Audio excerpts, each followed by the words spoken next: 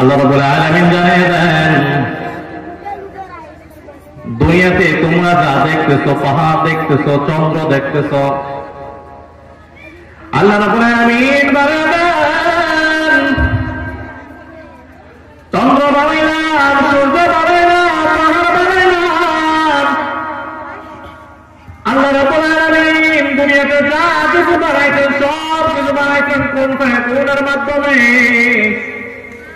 আমার রব্বুল আলামিন ডাকতে বলে, বান্দা আমি তোদেরকে কোন ফায়াকুন দ্বারা বানাই নাই, আমি রব্বুল আলামিন তোদেরকে বানাইছি আমার কুদরতি হাত দ্বারা। আল্লাহ রব্বুল আলামিন ডাকতে বলে, বান্দা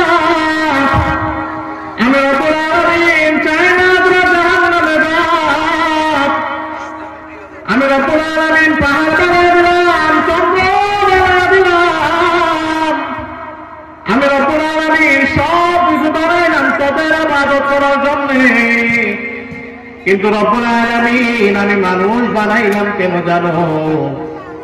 আল্লাহ রব্বুল আলামিন জানে যে বান্দা আমি তোদেরকে কোন ফায়াকুন দ্বারা বানাই নাই, আমি রব্বুল আলামিন তোদেরকে আমার নিজ কুদরতি হাত দ্বারা বানাইলাম।